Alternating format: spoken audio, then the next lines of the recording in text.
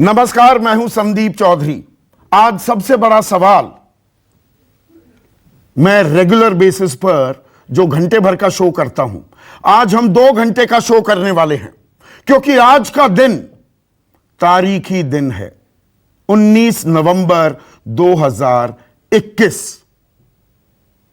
क्योंकि आज एक आंदोलन, किसान आंदोलन, जिसे लगभग 1 साल पूरा हो चुका है शुरू हुए, 1 साल में 1 हफ्ता कम किसान लगातार आंदोलित थे, अड़े हुए थे 2 खास मांगों को लेकर कि तीनों कृषि कानून रद्द किए जाएं, निरस्त किए जाएं और न्यूनतम समर्थन मूल्य को कानूनी जामा पहनाया जाए।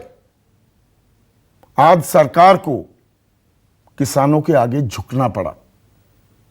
प्रधानमंत्री मोदी ने आज सुबह राष्ट्र को, देश को, आपको, मुझको, हम सबको संबोधित किया, क्षमा मांगी देशवासियों से, कहा कि वो छोटे किसान को देश की शान बनाना चाहते हैं। एक लंबी फेहरिस्त गिनवाई प्रधानमंत्री मोदी ने, जो उनकी सरकार ने किसानों के लिए काम किए हैं। किसानों को साधन संपन्न, समृद्ध बनाने के लिए जो सरकार के प्रयास हैं वो गिनवाए। लेकिन साथ ही साथ प्रधानमंत्री ने यह माना कि हमारी तपस्या में कहीं ना कहीं कोई कमी रह गई, किसानों को हम समझा नहीं पाए, और इसीलिए उन्होंने घोषणा की कि सरकार इन तीनों कृषि कानूनों को वापस लेगी।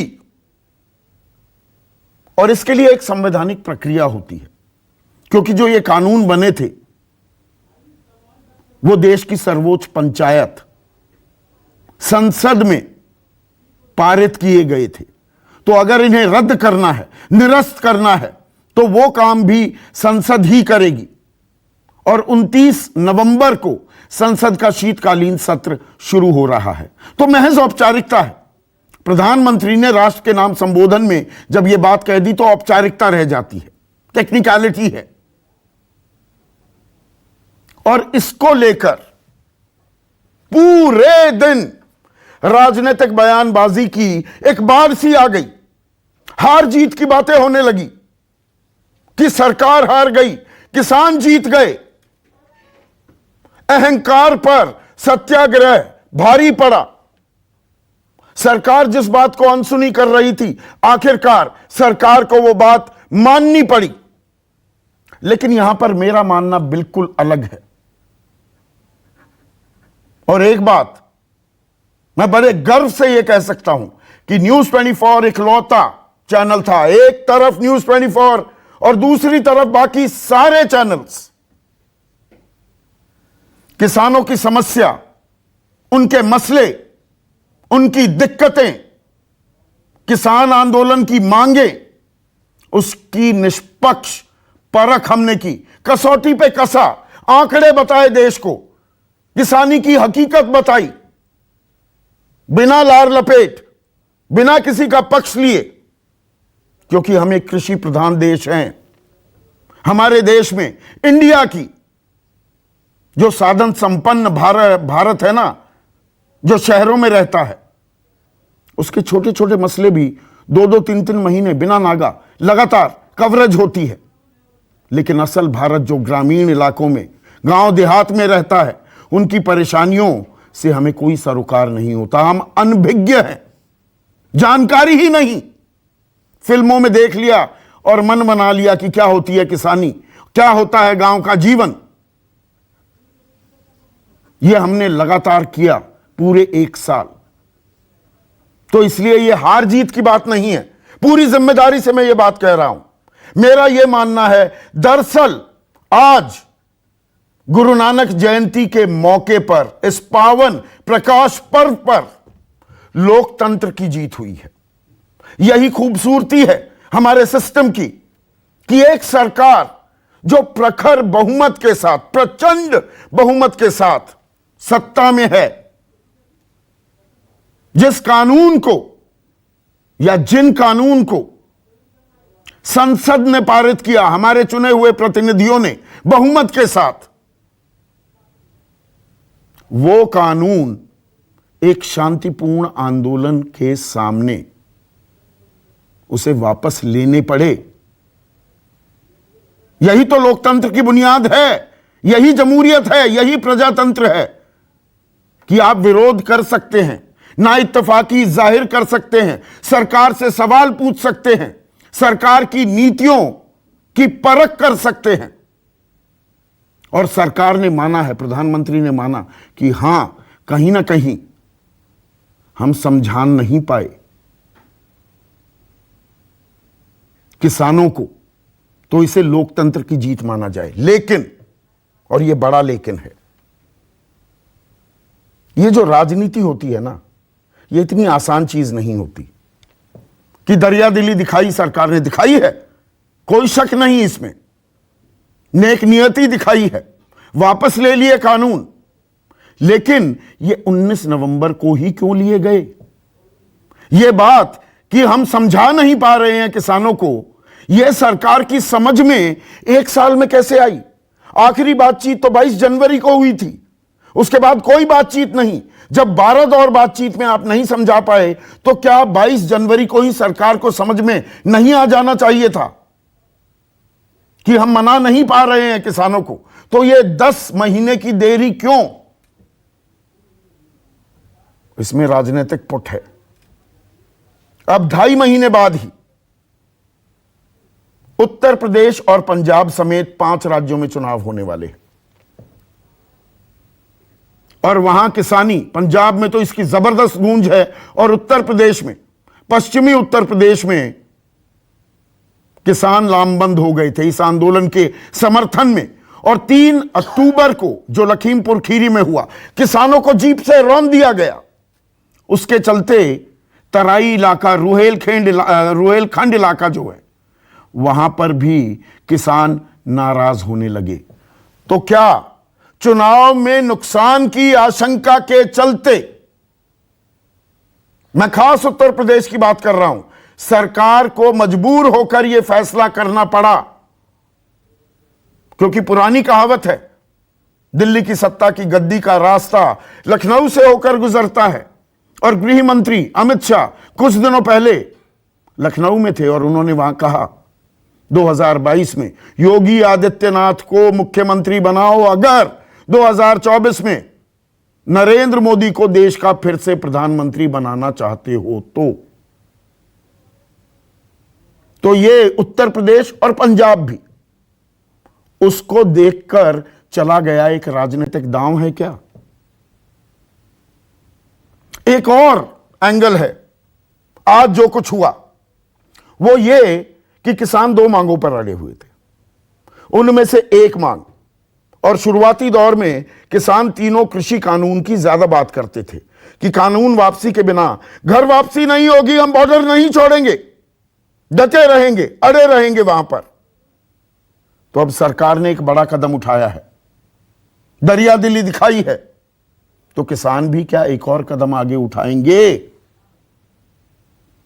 संयुक्त किसान मोर्चा कह रहा है आंदोलन अभी खत्म नहीं होगा, पहले हम देखेंगे, पर्चा देखेंगे संसद में क्या होता है। हालांकि यह बाल में खाल निकालने वाली बात हो जाती है, पर इसके पीछे भी एक अतीत है। 4 दिसंबर को 2020 की बात कर रहा हूं, इस वक्त शाम को एक बड़ी ब्रेकिंग न्यूज आई थी। वो ये कि सरकार ने किसानों की 4 मांगों में से 2 मांगें मान ली हैं। उस वक्त 4 मांगों की बात हो रही थी, तीनों कृषि कानून, न्यूनतम समर्थन मूल्य को कानूनी जामा, बिजली संशोधन विधेयक को वापस लिया जाए, और पराली जलाने को लेकर जो सजा के प्रावधान हैं उन्हें वापस लिया जाए। तो कहा गया बिजली संशोधन विधेयक, पराली से जुड़ा कानून वापस लिया जाएगा, लेकिन आज तक गैजेट नोटिफिकेशन नहीं आई है। पर अब किसान कहने लगे हैं कि आंदोलन तो तब तक खत्म नहीं होगा जब तक न्यूनतम समर्थन मूल्य को कानूनी जामा ना पहनाया जाए। सरकार ने गेंद उनके पाले में डाल दी है, लेकिन अब किसान क्या गोल पोस्ट शिफ्ट कर रहे हैं कि हमें मेहनत की माकूल कीमत चाहिए, उसके बिना यह आंदोलन खत्म नहीं होगा। तो अभी लड़ाई, पिक्चर अभी बाकी है क्या? यह गले की हड्डी बनेगा सरकार के, या किसानों का एक बड़ा धड़ा अब कहेगा कि सरकार ने हमारी मांग तो मान ली, न्यूनतम समर्थन मूल्य पर भी आगे बातचीत हो जाएगी? ये भविष्य के गर्त में छिपे हुए सवाल हैं और इनके जवाबों में ही ये राजनीतिक रणनीति कहीं ना कहीं बनी है। तो सबसे पहले सुनिए आज प्रधानमंत्री मोदी ने सुबह राष्ट्र के नाम संबोधन में क्या कहा। आज मैं आपको, पूरे देश को ये बताने आया हूं कि हमने 3 कृषि कानूनों को वापस लेने का, रिपील करने का निर्णय लिया है। इस महीने के अंत में शुरू होने जा रहे संसद सत्र में, इसी महीने में, हम 3 कृषि कानूनों को रिपील करने की संवैधानिक प्रक्रिया को पूरा कर देंगे। और प्रधानमंत्री के इस बयान के बाद राजनीतिक बयानबाजी की बाढ़ सी आ गई। विपक्षी सरकार पर निशाना साध रहे थे, प्रधानमंत्री पर निशाना साध रहे थे और सहयोगी प्रधानमंत्री के इस फैसले को ऐतिहासिक बता रहे थे। सुनिए। क्या ये देश समझ नहीं रहा है कि चुनाव आ रहे हैं? उनको लग रहा होगा परिस्थितियां ठीक नहीं हैं। विधानसभा के चुनाव जो हैं उनका सर्वे आया है, उसमें उनको दिख रहा है कि परिस्थितियां ठीक नहीं हैं। तो अब चुनाव से पहले वो माफी मांगने आ गए हैं। काले कानूनों की वापसी अहंकार की हार है। ये किसानों की जीत है, लोकतंत्र की जीत है। जनता इन्हें माफ नहीं करेगी। इन्हें साफ करने का काम जनता करेगी आने वाले समय में। मुझे एक दिखा दो हिंदुस्तान का या किसी भी मुल्क का प्राइम मिनिस्टर जो ऐसा कहता है कि मुझे बड़ा अफसोस है कि जो कुछ हुआ और वगैरह। तो ये तो एक बहुत बड़ापन की एक निशानी है। और ये बातें जो हम करते हैं पर्दों को पीछे, वो तो सिर्फ मेरी तो एक ही थी कि किसानों का किसी ना किसी तरह बात पूरा हो। बड़े बड़े संघर्ष के बाद उन्होंने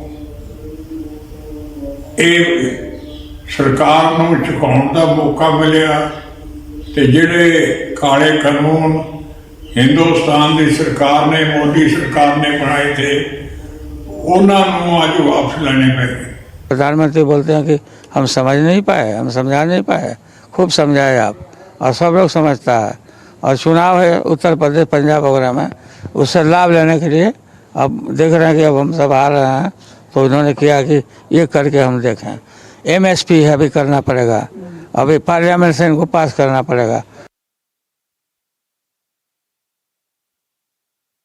तो आज का मुद्दा बहुत ही अहम है, आज का दिन बहुत खास है। इसीलिए आज सबसे बड़ा सवाल जो है कार्यक्रम, इसका स्पेशल एडिशन हम आपके सामने पेश कर रहे हैं। 2 घंटे आज हम चर्चा करने वाले हैं, बहस हम करते नहीं। ऐसे में आज का सबसे बड़ा सवाल, कानून वापसी सरकार की नेक नियति या खालिस राजनीति, और किसानी की लड़ाई MSP पर आई। चर्चा में मेरे साथ किसान आंदोलन के 2 सबसे बड़े चेहरे, किसान आंदोलन की पहचान बन चुके हैं। राकेश टिकैत, दर्शन पाल इस आंदोलन की लगातार अगुवाई करते रहे। बीजेपी के प्रवक्ता और खुद ग्रामीण अंचल से आते हैं नरेंद्र तनेजा, कांग्रेस के राष्ट्रीय प्रवक्ता प्रोफेसर गौरव वल्लभ, केसी त्यागी किसी परिचय के मोहताज नहीं, न जाने कितने किसान आंदोलनों में शिरकत की है। जेडीयू के प्रधान महासचिव हैं और जेडीयू सबसे अहम घटक है। मोदी सरकार की साझा सरकार भी चला रहे हैं बिहार में। देश के one of the foremost agricultural experts Devendra Sharma और मेरे सहयोगी सुकेश रंजन इस चर्चा में जुड़ चुके हैं। तो राकेश टिकैत, सरकार ने दरियादिली दिखाई है, नेक नियति दिखाई है। जिस बात को लेकर आप आंदोलित थे, एक अहम मांग, 3 कानून निरस्त, रद्द करने की घोषणा कर दी है सरकार ने। आप इस फैसले का स्वागत करते हैं, प्रधानमंत्री का धन्यवाद करते हैं? घोषणा कर दी नहीं, बिल्कुल घोषणा करी है उन्होंने, लेकिन अभी भी चालबाजी की इसमें से बू आती है। वो क्लियर करे, बिल्कुल घोषणा कर दी। क्या घोषणा साजिशन के तहत है घोषणा? ये वहां पे बातचीत हुई थी, जब 11 दौर की बातचीत हुई, उसमें ये सवाल था कि एमएसपी पे बात हम जब करेंगे जब ये कानून वापसी हो जाएंगे, कानूनों पर बात हो जाएगी। अभी एमएसपी का एक बड़ा सवाल है। और दूसरा ये है कि जो और मसले हैं, क्योंकि सरकारों से बहुत बार बातचीत करनी पड़ेगी, उसके लिए एक कमेटी बननी है जो और मसलों पे सरकारों से बातचीत करती रहे समय समय पे। उस कमेटी की घोषणा नहीं हुई। ये आजाद देश है, ये लोकतांत्रिक प्रणाली से चुना हुआ देश है। ये कोई कोरिया नहीं है कि सरकारी टेलीविजन पे आपने घोषणा कर दी और वो देश में कानून बन गया, वो लागू हो गया। वो नहीं। आप किसानों के साथ में अगर किसानों को सम्मान देना चाहते हो, आपको अपनी गलती का एहसास हुआ है, किसानों को बुलवाओ, एक कमेटी बनवाओ। वो कमेटी जैसे पहले बातचीत करी, वो कमेटी बातचीत करे, इसका प्रारूप तैयार हो। जो एमएसपी है उस पर लीगल आप कानूनी गारंटी बनाओ। एक कमेटी उसकी बनेगी कि जो वो लीगल आप गारंटी बना दोगे, उसको अप्लीमेंट कैसे करोगे, उस पर कमेटी बनेगी। पहले इनको कानून बनाना पड़ेगा उसके ऊपर। एक कमेटी दूसरी बनेगी, जब भी किसी मसले पे भारत सरकार से बातचीत करनी हो तो वह कमेटी संयुक्त मोर्चे के लोग वो फिर बातचीत कर ले। ये ना हो कि फिर आंदोलन करना पड़े और फिर वो करेंगे। ऐसे कैसे किसान चले जाएगा घर? कल हमको सीड बिल पे बातचीत करनी है तो किससे बात करेंगे? वो सारी चीजें तय होंगी। ये उन कमेटियों में तय हुआ बातचीत के लिए आप तैयार हैं? जब भी ये सरकार ने अगर एक कदम आगे बढ़ाया है, आप भी एक कदम बल्कि 2 कदम आगे बढ़ाने को तैयार हैं क्या? बातचीत नहीं हुई है 22 जनवरी से, राकेश टिकैत। हम तो 10 कदम सरकार ने बातचीत नहीं करी। हम हमेशा बातचीत को तैयार थे। हमारा संयुक्त मोर्चा तैयार था। हमने उनको चिट्ठी लिखी। सरकार बातचीत करना आज भी नहीं चाहती। वे चाहती है, अभी इसमें भी ये उलझाएंगे कि भाई हमने तो लोगों को छोड़ दिया, देखो हमने वापसी ले लिया और ये घर नहीं जाते। क्योंकि लूट तो एमएसपी पे होती है किसान की। जो आधे रेट में किसानों की फसलें खरीदी जाती है, लूट तो उसमें है ना। आप उस पर कानून बना दो। वो कैसे इम्प्लीमेंट होगा, उस पर एक कमेटी बन जाएगी। आप करो भाई। 2011 में जब प्रधानमंत्री जी अब मौजूदा है, उस टाइम पे ये मुख्यमंत्री होते थे। जब वो फाइनेंशियल कमेटी एक बनी थी, उसमें बहुत कई मुख्यमंत्री, working group on consumer affairs के अध्यक्ष थे। लागू कर दो। अध्यक्ष थे, उस कमेटी की रिपोर्ट को लागू कर दो। 10 साल तो हो गए उसको।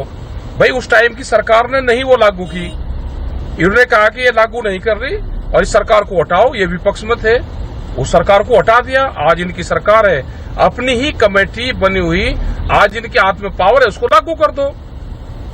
तो ये करते क्यों नहीं? नहीं तो ये तो मांगों का सिलसिला, आप हर बार नई मांग लेकर आएंगे। आपने जब ये आंदोलन की शुरुआत हुई, राकेश टिकैत, ये था ना कानून वापसी के बिना हमारी घर वापसी नहीं होगी। कानून वापस हो गए और बातचीत शुरू कर दो। आप तो बताओ, आंदोलन अपना कहो कि आंदोलन खत्म कर रहे हैं, बातचीत की तारीख तय कर दे सरकार। नहीं, बातचीत होगी। पहले बहुत मसले हैं, उसमें बातचीत होगी। उसकी एक कमेटी बनेगी लीगल। भारत सरकार के लोग उसमें रहेंगे और संयुक्त मोर्चे के लोग रहेंगे। अब कल ये सीड बिल लाने लगे, फिर उसके लिए फिर आंदोलन करो कि सीड बिल गलत है। उसकी भी कमेटी बनेगी, सारे मसले उस कमेटी में आएंगे। मतलब ये तो ऐसा दिखा रहे कि सरकारी टेलीविजन पर घोषणा कर दी और ये पूरा देश में लागू हो गया। ये नहीं चलेगा देश में। देश आजाद है, सबको अपना अधिकार है, बात करने का अधिकार है सबको। राकेश आपके पिता होगा जो उस कमेटी ने तय किया। राकेश आपके पिता बाबा टिकैत एक बात कहा करते थे, उन्होंने ना जाने कितने आंदोलन किए कि भाई जब बात 16 आने की हो, कोई 4 आने भी देता हो तो उसके ले लिया करें, उसकी बात मान लिया करें। कहा करते बाबा की नहीं? जी हाँ कहते थे। तो यहाँ तो 16 आने में से 8 आने मिल गए। जो सरकारें थी वो बैठ के नहीं, बातचीत टेबल पे भी तो हो, या ये बिल्कुल धक्काशाही से चलाना चाहते हैं देश को कि जो कह दिया हमने टीवी पे बोल दिया। ये कोई गुलाम देश है क्या आज भी कि आपने टीवी पे बोल दिया पूरा देश ने मान लिया आपकी बात? क्यों क्यों मानने का पूरा देश आपकी बात? आपने कह दिया और वो कानून बन गया। आप बैठ के किसानों के साथ में बातचीत करो, आपकी कमेटी बातचीत करें। कल सीड बिल पे बात करनी है, कल 10 साल पुराने ट्रैक्टर है उस पर बातचीत करनी है, हमारे किसानों पर 10,000 से ज्यादा मुकदमे हैं उस पर बातचीत करनी है। किससे बात करेंगे हम? भाई कोई तो लीगल फॉर्म होगा कि आप बातचीत करोगे, या यहाँ पे कोरिया है क्या? या तो ये बता दो कि पूरा देश और वो कब्जे में आ गया है हमारे, हम कोई बातचीत कब्जे में कहा? ये तो लोकतंत्र की जीत है, मैं यही तो कह रहा हूँ दर्शन पाल जी, मैं यही तो कह रहा हूं, इसे लोकतंत्र की जीत मानेंगे। जो कानून एक प्रचंड बहुमत वाली सरकार ने बाकायदा संसद में बहुमत से पारित कराया, उस कानून को सरकार वापस ले रही है क्योंकि आपको वो समझा नहीं पाई। यही तो खूबसूरती है। This is the idea of India, doctor Darshan Pal. नहीं, देखिए, मैं एक बात क्लियर कर दूं, ये उस खूबसूरती की तस्वीर नहीं है। इस तस्वीर को बनाने के लिए, इस तस्वीर में कई रंग भरने के लिए हमारे 670 किसानों ने शहादत दी है। नंबर 1, लाखों किसानों को 1 साल से रेलवे लाइंस के ऊपर, बॉर्डर्स के ऊपर, गर्मी में, सर्दी में, बारिश में, तूफानों में बाहर सोना पड़ा है और लगातार सरकार के साथ, सरकार की पुलिस के साथ, उनके जो और लोग हैं, गुंडे हैं, उनके साथ लड़ाई करनी पड़ी है और हजारों किसानों को लगातार फॉल्स केस बना के उनको उलझाया जा रहा है। अगर तस्वीर इतनी बढ़िया होती तो मैं ये जानना चाहता हूँ कि अभी तक जो हमारे राज्य गृह मंत्री जी हैं, वो जब सुप्रीम कोर्ट भी पूरा देश में हाहाकार मची हुई है लखीमपुर खीरी केस की, तो इस जानवर देश में एक गृह मंत्री, वो भी गृह मंत्री हमारे देश का कैसे रह सकता है जिसका बेटा उसी देश में जेल में है? अगर सुप्रीम कोर्ट किसानों के पक्ष में नहीं आता तो मुझे पक्का यकीन है कि ये डेमोक्रेसी तार तार हो जाती। इसलिए मैं कहना चाहता हूँ कि ये किसानों ने अपनी खून और पसीना देके 1 साल के बाद एक ऐतिहासिक आंदोलन लड़के उस सरकार से 3 कानून वापस हुए हैं। हाँ ठीक है, क्योंकि सरकार है उनकी, उन्हीं को वापस करने हैं, उन्हीं ने ऐलान किया है, उनके सीईओ ने ऐलान किया है, ये सही बात है, उसको हम वेलकम भी करते हैं, उन्हीं को करना था। लेकिन जो हुआ है, अगर होता तब होता, मैं इस डेमोक्रेटिक एटीट्यूड को बहुत कामयाब मानता। अगर जब हम पंजाब में थे, जब हम संघर्ष करने के लिए दिल्ली आ रहे थे, दिल्ली में आके बैठे थे, बैठकें हो रही थी, तब ये लोगों का मूड देख के, किसानों की ज़रूरत देख के, किसानों का टोटल एटीट्यूड देख के तभी 3 कानून को रद्द करते और एमएसपी के ऊपर बात करते।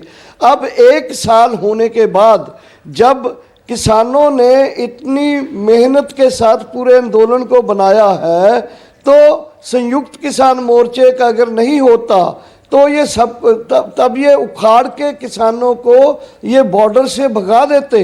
पर डॉक्टर दर्शन लाल, इस बात से क्या इनकार किया जा सकता है कि आपकी जो सबसे बड़ी मांग थी, जिस बात को लेकर आपने आंदोलन शुरू किया, वो मांग आपकी सरकार ने मान ली है? क्या इस बात से इनकार करेंगे आप?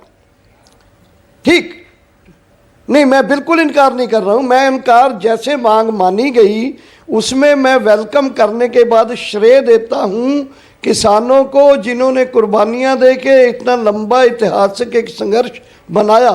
ये मैं कहना चाहता हूं। और ये सरकार की एक लगातार 11-12 महीने नाकामी रही। उनका हट्ठी और जिद्दी एटीट्यूड था, जो हम पहले भी कहते थे, आज भी कहता हूं कि आज भी मोदी जी ने जो अपने भाषण में एक्सेप्ट किया है कि हम कानूनों को ठीक मानते थे और मानते हैं, लेकिन हमें अफसोस है इस बात का, हमें खेद है, माफ़ी मांगते हैं हम कि हम किसानों को, मुट्ठी भर किसानों को ये नहीं समझा पाए कि ये कानून कैसे ठीक हैं। अब एक तरफ पूरे देश के किसान हैं जो कहते हैं कि ये कानून ठीक नहीं है, हमें नहीं चाहिए। वो आज भी ये कह रहे हैं कि हमें अफसोस है कि हम समझा नहीं पाए।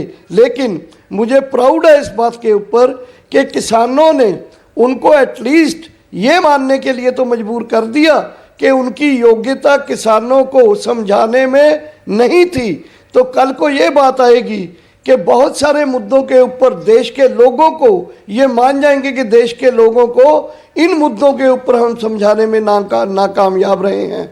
और मैं ये कहना चाहता हूँ कि ये श्रेय, इसकी मुबारकबाद पहले नंबर पर देश के लोगों को, किसानों को, दुनिया के लोगों ने जिन्होंने इस आंदोलन को समर्थन दिया, उनको श्रेय जाता है, उनको मुबारकबाद देता हूं। और मोदी जी के द्वारा इसको जो ऐलान किया गया है उसको वेलकम करता हूं।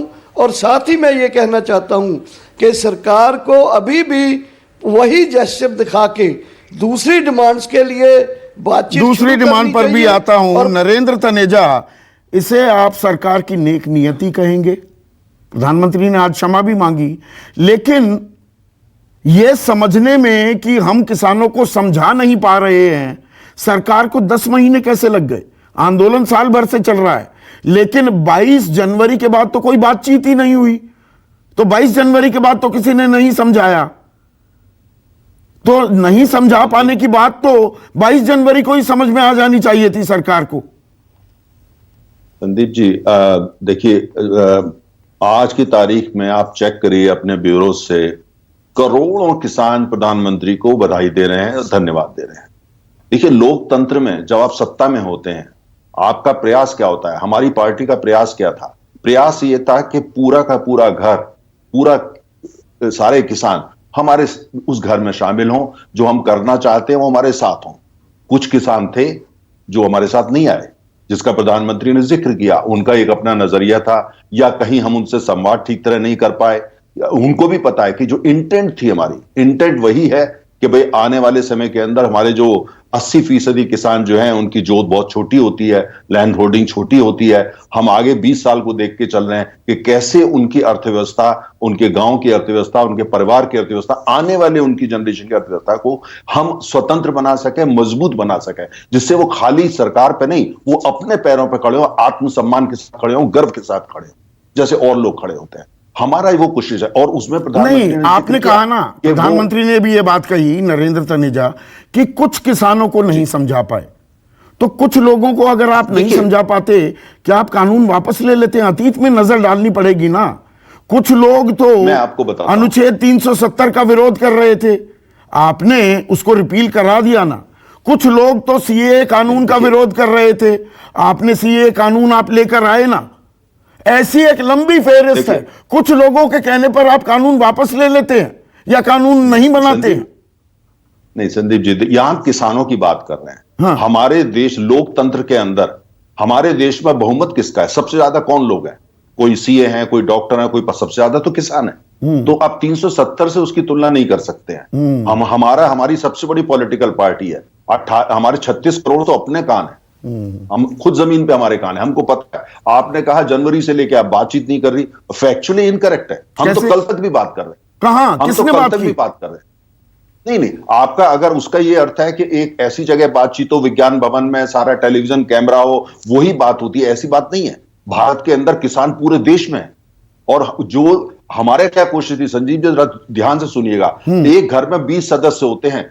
आप जब अपने घर के मुखिया होते हैं, आपकी कोशिश होती है बीच में 2 लोग भी अगर असहमत हो जाएं, चाहे वो आपके दूर के ताऊ हो या दूर के चाचा हो, आपकी कोशिश साथ लेके चले, घर नहीं टूटना चाहिए। हमारी ये साथ लेने की याद 19 नवंबर को क्या इसलिए आई, और आप उत्तर प्रदेश से हैं, ग्रामीण अंचल से हैं, कि उत्तर प्रदेश में ये किसान आंदोलन नुकसान ना कर दे, क्या वो इनपुट्स आने लगी थी? इसीलिए ताबड़तोड़ ये जिस फैसले की किसी को हल्की सी आहट भी नहीं सुनाई दी, यकायक आज गुरु नानक जयंती पर वो फैसला सुना दिया जाता है। अभी तक तो किसानों को आतंकवादी, खालिस्तानी, नक्सली, थलुए, गुंडे, न जाने क्या क्या बताया जा रहा था। और इन कानूनों के फायदे गिनवाए जा रहे थे। अगर ये फायदेमंद है तो कुछ किसानों के कहने पर आपने वापस लिए, या दरअसल चुनाव में नुकसान का अंदेशा था? मैं आपको जवाब देता हूं। जो कानूनों की इंटेंट है संदीप जी, इंटेंट जो है उसको लेकर के कहीं कोई असहमति नहीं है। कौन नहीं चाहता? जो हम करना चाहते हैं किसान भी वही चाहते हैं। यही नतीजा है कि देश के ज्यादातर किसान इन कानून के साथ खड़े थे, इनके जो रिजल्ट हो गया उसके साथ थे। हम सबको साथ लेके चलना चाहते हैं, प्रयास ही है। अच्छा, दूसरे अगर जब संवाद में कहीं कोई कमी हुई या और कोई कारण हुए, कुछ लोगों ने आकर के उसके डिफरेंट इंटरप्रिटेशन दिए, ठीक है, बैठेंगे उनसे। कर तो किसानों के लिए रही है। अगर कुछ किसान भी कहते हैं कि आप 1 साल इंतजार करिए, संवाद करिए, यहां पे 750 किसानों की मौत हो गई, केंद्र सरकार में से किसी ने भी एक संवेदना का शब्द नहीं कहा। और हम कहते हैं और प्रधानमंत्री कहते हैं कि छोटा किसान बने देश की शान। 750 लोगों की मौत हो जाए, ये कोई छोटा नंबर नहीं होता ना। नहीं, सुनिए, मुझे बात बढ़िए। प्रधानमंत्री खुद आकर के टेलीविजन पे अपोलॉजी शब्द का प्रयोग कर रहे हैं। आप मुझे एक देश का उदाहरण दीजिए बड़े लोकतंत्र का, जहां पे प्रधानमंत्री ने आकर के पब्लिक के सामने ये कहा हो। वो अपोलॉजी बहुत बड़ा शब्द होता है। नहीं, वो देश के लोगों से क्षमा मांगी कि मैं किसानों को नहीं समझा पाया। मैंने वो बयान कई बार सुना। नहीं, हाँ, तो देखिए संदीप जी, जब प्रधानमंत्री वो बात कहते हैं, दूसरी बात ये होती है कि किसान खाली एक किसी ऑर्गेनाइजेशन के नहीं है। टिकैत साहब के सारे देश के किसान नहीं है, पूरे सम्मान से कह रहा हूं। हाँ। ऐसा नहीं है कि उन किसानों ने उनको अलग से बना दिया, उन्होंने कोरिया का बार बार जिक्र किया, पूरे सम्मान से। उनके साथ भी लोग हैं, हम उनका सम्मान करते हैं, लेकिन किसान हमारे साथ भी हैं। और ज्यादा हम अगर उत्तर प्रदेश का आपने जिक्र किया, अगर किसान वोट नहीं देता हम सरकार बना सकते हैं? सवाल ही नहीं उठता। तो उसी का डर लग रहा था क्या? केसी त्यागी साहब, आप भी पश्चिमी उत्तर प्रदेश से ताल्लुक रखते हैं, आपकी पार्टी बिहार में सत्ता पर काबिज है, वो अलग बात है।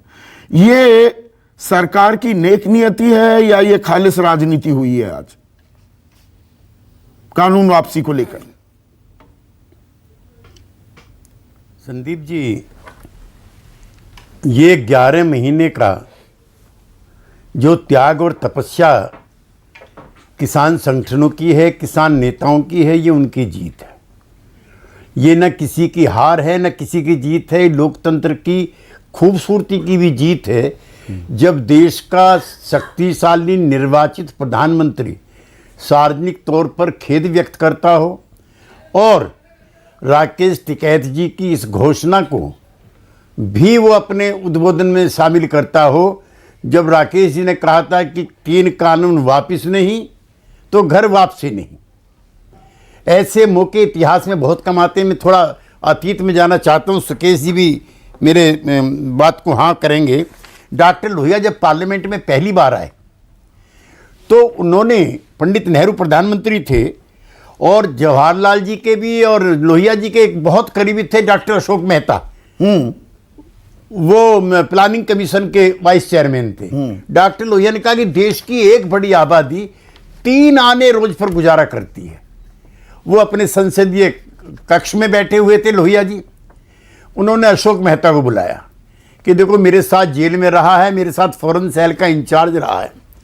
लोहिया जो कह रहा है उसकी बात का पता लगा। उससे पहले पंडित नेहरू कह चुके थे नहीं, 15 आना रोज पर गुजारा करती है। बाद में पता लगा कि 7 आने रोज पर देश की बड़ी आबादी गुजारा करती है। पंडित नेहरू ने संसद में माफ़ी मांगी है। उसके बाद मुझे कोई और प्रसंग याद नहीं पड़ता, मैं बहस में कटु नहीं होता हूँ। ऐसे भी लम्हे आए हैं कि अमृतसर का स्वर्ण मंदिर भी गिरा है, हमला हुआ है, तो भी माफ़ी नहीं मांगी गई है। मैं गौरव जी, मैं कोई आपकी तरफ इशारा करके कोई आपको उत्तरहीन नहीं करना चाहता, तब भी ये मांग उठी थी। तो अगर प्रधानमंत्री ने खेद व्यक्त किया है तो उसका हम स्वागत करना चाहिए। व्यक्त किया। मैं एक चीज ये समझना चाह रहा हूं, देखिए केसी त्यागी साहब, ये कानून सरकार ये कहकर लाई थी कि इससे किसानों का भला होगा। फरवरी 2022 तक सरकार का लक्ष्य है कि किसानों की आय दोगुनी होगी। ये बात और है कि सरकार का ही आंकड़ा बताता है, और वो 2 महीने पहले आया, 1.5 महीने पहले, कि प्रति किसान आय प्रतिदिन 27 रुपए मात्र है। तो अगर आप कानून लेकर आए थे और आप कहते हैं कुछ किसानों को नहीं मैं समझा पाया, यानी कि ज्यादातर किसानों को समझा दिया, उनकी आय दोगुनी भी करनी है, उनके भले के लिए है, उनके लिए मार्केट्स खुलेंगे, उनको और अच्छी कीमतें मिलेंगी, एमएसपी से भी ऊपर की कीमतें मिलेंगी। तो ये कानून वापसी करना, ये तो अधिकांश, क्योंकि वो कह रहे हैं कुछ किसानों को मैं नहीं समझा पाया, जब सबको समझा दिया बाकियों को, उनके साथ तो अन्याय हो गया। उनकी अगर आय बढ़नी थी, उनका भविष्य और उज्जवल होना था, तो कानून क्यों वापस लिए जाए कुछ लोगों के कहने पर? संदीप जी मैं तो जब आता हूं तो कुछ तैयारी करके आता हूं। हाँ। एक तो मैं राकेश जी से और दर्शन पाल जी से भी निवेदन करना चाहता हूं कि अगर 3 कानून वापस हो गए हैं, किसानों का भला हो जाएगा, मैं उन लोगों में से नहीं हूं जो इस इल्यूजन में हूं। नहीं, आप मेरे सवाल का जवाब नहीं दे रहे। प्रधानमंत्री कह रहे हैं कुछ किसानों को नहीं समझा पाए, बाकी सबको समझा दिया, यानी कि बहुमत को समझा दिया। और सरकार आज भी कह रही है कि हमारी नीति और नीयत साफ है, हम किसानों का भला करने के लिए कानून लेकर आए, तो फिर उन्हें वापस क्यों ले लिया? यार राजनीति छिपी है ना इसमें, कि चुनाव में नुकसान ना हो जाए। ऐसा है, एनडीए का हिस्सा होते हुए भी कोई दिन नहीं है जब मैंने किसानों के सवाल पर और इस किसान आंदोलन के सवाल पर प्रखरता के साथ अपनी बात ना रखी हो। और मैं आज भी रखना चाहता हूं। ताजा आंकड़े हैं कि औसतन आय कम हो रही है, जिसका आपने प्रारंभिक उसमें जिक्र किया। उपज बढ़ने के बाद भी दाम कम हो रहे हैं और रिकॉर्ड पैडी है इस साल 10.7 करोड़ टन। बाजार में आप ही आज अपने चैनल पे कह रहे थे, तो एक तो पूरे देश को ये माननी चाहिए तनेजा जी, हम किसान के बेटे हैं। मैं आपके साथ, आप कहिए करनाल चलूं जो पेडी के सेंटर है, कुरुक्षेत्र चलूं, पलवल चलूं, जो सरकार ने दाम तय किए हैं 1940 मैं चाहता हूं, बहुत विनम्रता के साथ आपसे कह रहा हूं, एक जगह चलिए आप। मैं राज्यसभा में था तब भी मैंने कहा था, मैं चैलेंज करता हूं, एक जगह चलिए आप और हम बताएंगे नहीं हम किस पार्टी के कौन हैं, अगर एक जगह भी घोषित एमएसपी मिलती हो। नंबर 1। नंबर 2, राकेश जी को और दर्शन पाल जी को भी मैं संबोधित करना चाहता हूं, भाई एमएसपी के लिए क्यों लड़ रहे हो? एमएसपी तय करने का तरीका मेरे से ज्यादा तो चौधरी महेंद्र सिंह टिकैत ने इतने सारे लेक्चर दिए। मैं एमएसपी पर आता हूं, इसीलिए आज हमने 2 घंटे का कार्यक्रम रखा है। 1 सेकंड। हाँ नहीं संदीप जी 1 मिनट। एमएसपी तय करने का तरीका डिफॉल्टर है, फॉल्टी है, उसको परिवर्तन होना चाहिए। जो पुराने मानक हैं, मैं तो चौधरी महेंद्र सिंह टिकैत की दर्जनों मीटिंगों में रहा हूं, इसलिए मैं आपसे कह रहा हूं इसको भी चेंज करो। तीसरा, मैं बार बार कहता हूं, अब हमको लाभकारी मूल्य चाहिए।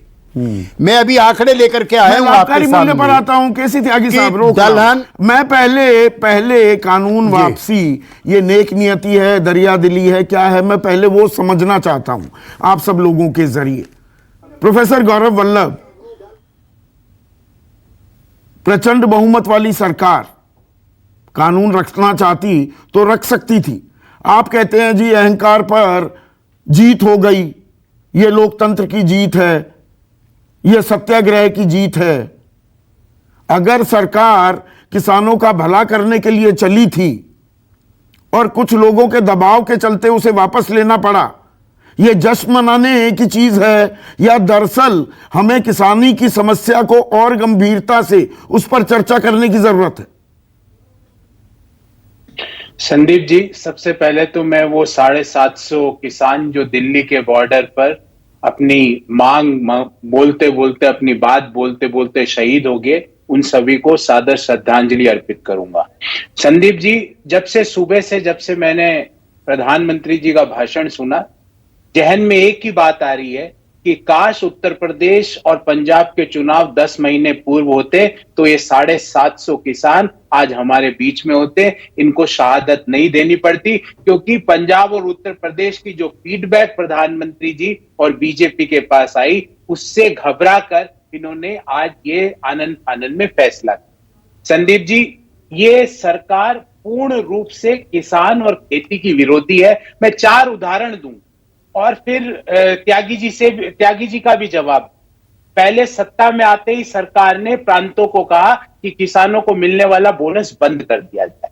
उसके बाद उचित मुआवजा अधिकार का जो कानून था, जो कांग्रेस लाई थी, उसको हटाने के लिए अध्यादेश लाए, पर जब राहुल गांधी जी ने दबाव डाला तो उसको वापस लिया। उसके बाद 27,000 करोड़ रुपए की फसल बीमा योजना को एक फसल बीमा प्राइवेट मुनाफा योजना बना दिया। उसके बाद पिछले 7 साल में 25,000 प्रति हेक्टेयर किसानी की लागत बढ़ गई। और उसके बाद संदीप जी क्या बोला गया? मऊवाली, हलवे, पाकिस्तानी। स्वयं प्रधानमंत्री ने संसद में खड़े होके तालियां मार मार के, हंस हंस के आंदोलन जीवी ऐसे शब्द हमारे देश के 62 करोड़ अन्नदाताओं को बोले। अब समस्या ये है, किसान सम्मान निधि में 6,000 रुपए हर साल प्रधानमंत्री देते हैं। नीम कोटिंग यूरिया की चाहे आपके समय शुरू हुई हो, उसको अंजाम तक कौन लेकर गई? वो मोदी सरकार लेकर गई। किसानों की पैडी की रिकॉर्ड खरीदी किसके जमाने में हो रही है? अभी इसी काल में हो रही है। डायरेक्ट बेनिफिट ट्रांसफर कहां हो रहा है? किसानों के खाते में सीधे पैसे किसके काल में जा रहे हैं? वो मोदी सरकार के दौरान जा रहे हैं। संदीप जी, आप 6,000 रुपए सालाना देके 25,000 रुपए प्रति हेक्टेयर लागत बढ़ा दो, तो मेरे जो गणित का ज्ञान है उसके हिसाब से 25,000 इज ग्रेटर देन 6,000। फिर आपने बताया नीम कोटेड यूरिया। संदीप जी, आप स्वयं एक किसान परिवार से आते हैं, किसानी की समझ रखते हैं। देश में कहां डीएपी मिल रहा है? मुझे बताइए वो दुकान, मैं किसानों को बताना चाहता हूं। और त्यागी जी यहां आके हमको भाषण देते हैं। त्यागी जी, जब आपके मन में इतनी किसानों के प्रति प्रेम श्रद्धा है, तो सत्ता की मलाई क्यों खा रहे हो? क्यों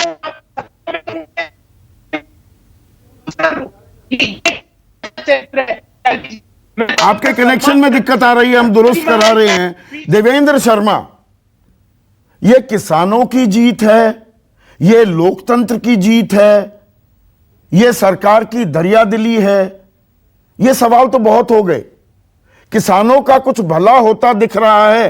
बहुत सारे केंद्रीय मंत्री आज इस फैसले को ऐतिहासिक फैसला भी बता रहे हैं। देखिए, इसमें तो कोई दो राय नहीं है संदीप जी कि ये किसानों की भी जीत है और लोकतंत्र की भी जीत है। लेकिन जो आपका मुख्य सवाल ये है कि क्या इससे किसानों का भला आगे होने वाला है, ये मुझे लगता है कि बहुत ही इंपॉर्टेंट और सोचने वाला विषय है। इसलिए क्योंकि किसान ये जानते हैं कि जब ये लॉज वापिस हो जाएंगे, अब तो सरकार ने मान लिया, तो जब ये लॉज वापिस हो गए तो they are back to square one. यानी जो क्राइसिस, जो कृषि संकट देश में था, वो तो वैसे का वैसा ही रहेगा। और उससे निकालने के लिए एक कदम तो जो सरकार ने स्टेप वापस लिया है, ये हो गया। लेकिन दूसरा जो है कि जिसको रिफॉर्म असली मानते हैं हम सब, वो है कि वो किसानों को एक गारंटेड इनकम चाहिए, एक मिनिमम सपोर्ट प्राइस जो है वो कानूनी अधिकार बनना चाहिए। तो जो असली रिफॉर्म जिसको ये हमें बताया जा रहा है कि साहब ये तो हम चाहते थे कि किसानों को कन्विंस करने के लिए, मेरा मानना है कि देखिए ठीक है, हम अपने आप को डिफेंड करते रहे, लेकिन 1 साल लग गया। अगर यही बात किसानों की पहले हम समझ गए होते तो शायद ये जितना लंबा ये संघर्ष चला है वो नहीं चलती, उसकी जरूरत पड़ती। 700 लोग जो मरे हैं उनकी भी जो शहादत है वो बेकार नहीं जाती। मतलब कहने का ये है कि अगर हम देवेंद्र शर्मा, आज किसान कृषि जो कानून है उनको वापस ले लेना, लेकिन एमएसपी पर चुप्पी साध लेना, वो एमएसपी जिसकी पैरवी खुद प्रधानमंत्री मोदी गुजरात के मुख्यमंत्री होते हुए किया करते थे, क्या बैक बर्नर पर डालने की कोशिश है कि एमएसपी की बात मत करो? एमएसपी तो एक प्रशासनिक आदेश है ना, संसद में भी इसे पेश करने की जरूरत नहीं। एडमिनिस्ट्रेटिव ऑर्डर है, एक हस्ताक्षर हुए एमएसपी कानून बन सकता है। गलत तो नहीं कह रहा मैं? बिल्कुल ठीक कहा आपने। और सबसे मुख्य जो इश्यू है किसानों के सामने वो बेसिकली एमएसपी है। और ये हम सबको जानना है कि असली रिफॉर्म अगर खेती में जो होना है तो वो एमएसपी के माध्यम से होना है कि एमएसपी को हम एक लीगल कानूनी अधिकार बनाएं, ताकि 23 फसलों पे जिस पे एमएसपी अनाउंस होता है उसके नीचे देश में खरीदना हो, चाहे प्राइवेट सेक्टर हो, चाहे कंपनियां, चाहे एपीएमसी हो या सरकार हो। नहीं, वो तो सरकार के आंकड़े हैं ना कि एमएसपी पर, न्यूनतम समर्थन मूल्य पर गेहूं, धान और 2-3 फसलें और मान लो, 19 फसलों में तो 5% से कम की खरीदी होती है एमएसपी पर।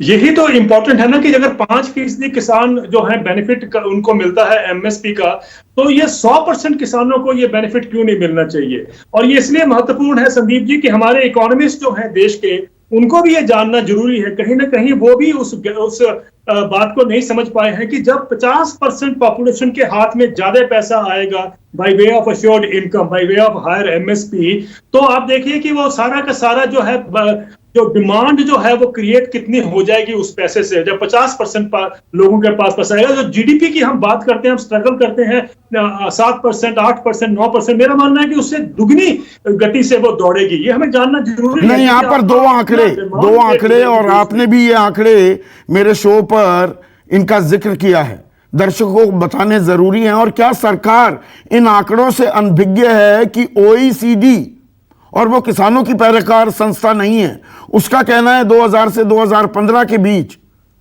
45 लाख करोड़ रुपए का नुकसान हुआ है किसानों को, क्योंकि एमएसपी पर खरीदी नहीं हुई।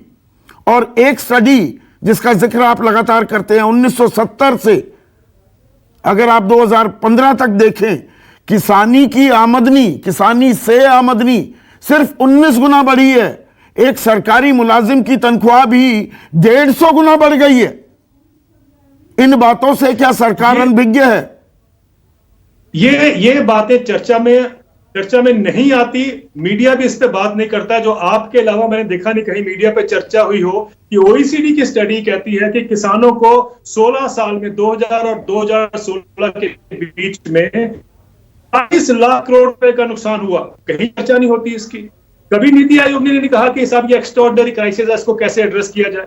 2016 में नीति आयोग ने खुद माना है कि आधे देश में यानी 17 राज्यों में किसान की जो औसतन आय है वो 20,000 रुपए साल की है। ये तो नीति आयोग की स्टेटमेंट है।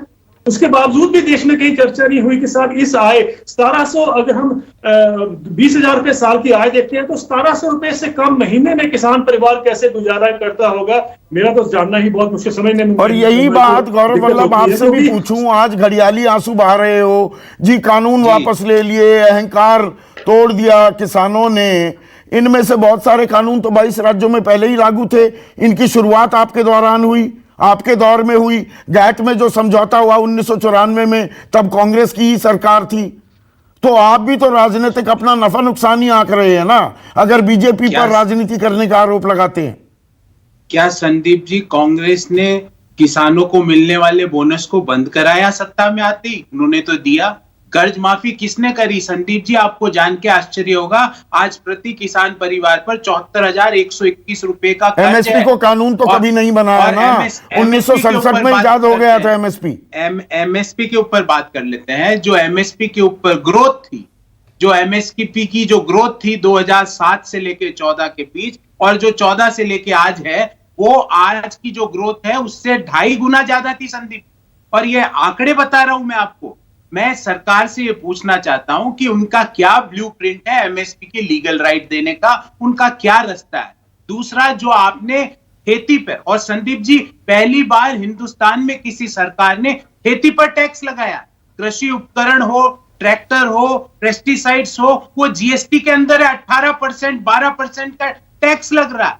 डीजल के ऊपर जो एक्साइज ड्यूटी थी, जो 3 रुपए 56 पैसे, वो आज भी 28 रुपए प्रति लीटर है। और आप 6,000 रुपए देकर खेती की लागत को 25,000 रुपए प्रति हेक्टेयर बढ़ा देते हो, तो किसानों को फायदा होगा कि नुकसान? और किसानों को फायदा होगा या नुकसान? राजनीतिक बयानबाजी अपने चरम पर है। सुकेश, आज के इस फैसले को आप किस नजर से देखते हैं?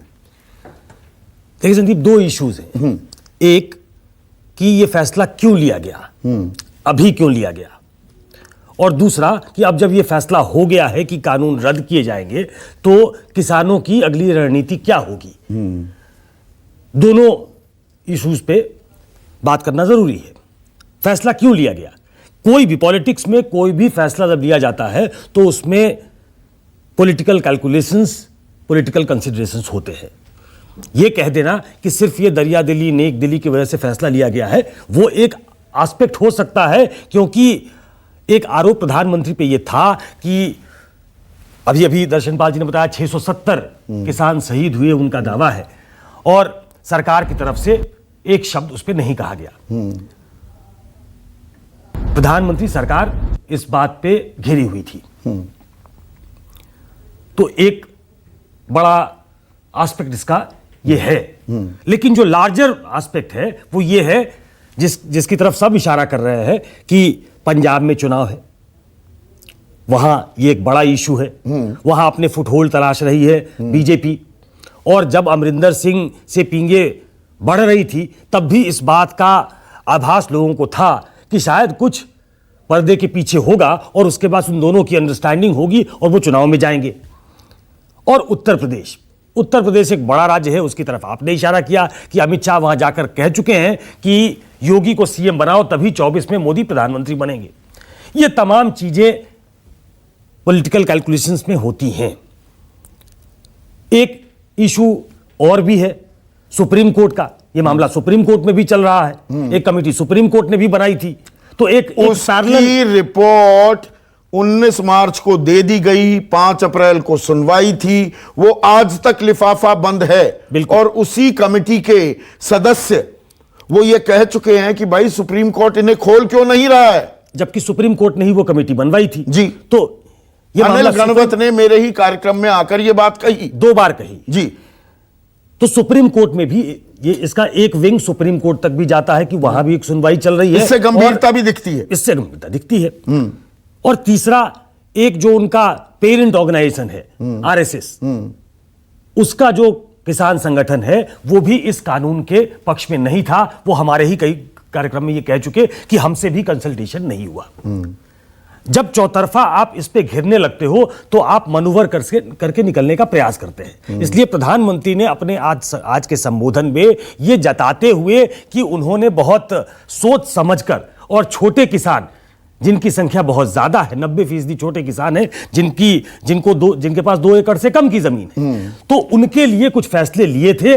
और फिर उन्होंने ये बताने की कोशिश की कि दरअसल ये कानून वो बहुमत से नहीं एक मत से करना चाहते हैं, इसलिए वो पीछे हट गए। नहीं, पर ये मेरी बात समझ में नहीं आ रही है। ये सरकार जब रात को 8 बजे 8 नवंबर को नोटबंदी जैसा एक बड़ा कदम उठा सकती है, बोल्ड स्टेप्स के लिए ये सरकार जानी जाती है, तो अगर छोटे किसान का फायदा हो रहा था इन तीनों कृषि कानूनों से, तो कुछ लोगों के कहने पर आप कानून वापस कैसे ले रहे हैं? नहीं, मैंने कभी नहीं कहा कि कुछ लोगों के कहने पे। प्रधानमंत्री ने ये शब्द इस्तेमाल किए ना।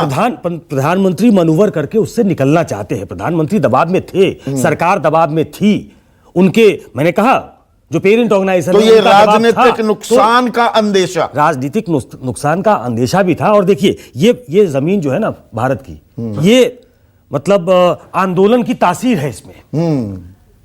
अगर ऐसा नहीं होता तो इतने माइटी जो ब्रिटिशर्स थे उसको एक लाठी लेके और आधी धोती के साथ एक व्यक्ति कोई आंदोलन नहीं खड़ा कर देता। लेकिन आपको ये बात अब आम जनता भी के बीच में भी, देखिए ये पॉलिटिकल डिस्कोर्स में तो है ही, ये आम लोगों के डिस्कोर्स में भी आ गया है। तो जो लोग इसकी अगुवाई कर रहे हैं उनको इस तरफ भी देखना होगा कि कोई भी जब आंदोलन होता है वो रेसिप्रोकल होना चाहिए। चौरी चौरा की घटना हुई थी 22 में, जब मॉब वायलेंट हो गया तो गांधी जी ने वो आंदोलन वापस ले लिया। प्राइमरीली जो मांग थी वो ये थी कि इन तीनों कानूनों को रद्द किया जाए। तो आप ऑन द फेस वैल्यू प्रधानमंत्री को लेना चाहिए। जब प्रधानमंत्री ने कहा है कि एमएसपी को लेकर भी प्रभावी कदम उठाए जाएंगे तो उसे फेस वैल्यू पर लेना चाहिए। और यही बातचीत अगले घंटे की हमारी चर्चा का विषय है। और राकेश टिकैत, दर्शन पाल, नरेंद्र तनेजा जी, केसी त्यागी, आप बने रहिए हमारे साथ, क्योंकि कानून तो चले गए और इन कानूनों में एमएसपी का कहीं जिक्र नहीं था। पर एमएसपी, न्यूनतम समर्थन मूल्य को लेकर सरकार लगातार कहती रही है एमएसपी था, है, रहेगा, जबकि जमीनी हकीकत है कि ऐसा नहीं होता। एमएसपी से नीचे खरीदी होती है। किसान मजबूरन 1940 रुपए का धान, अभी की बात बता रहा हूं, 1000, 1200, 1400 रुपए में बेचने को मजबूर है। तो क्या 3 कानून वापस लेकर एमएसपी को बैक बर्नर पर भी डालने की कोशिश की जा रही है, जबकि मेहनत की माकूल कीमत किसान को नहीं मिलेगी तो उसकी आय दोगुनी कैसे होगी? इस पर अगले घंटे विस्तार से चर्चा हम करने वाले हैं। बने रहिए, कहीं मत जाइए।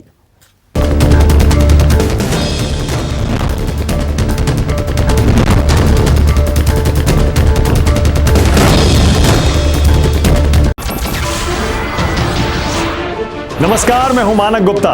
अगर आपको हमारा ये वीडियो पसंद आया हो तो इसे लाइक और शेयर जरूर करें और हाँ, हमें सब्सक्राइब और फॉलो करना ना भूलें ताकि आप देश और दुनिया की कोई खबर मिस ना करें।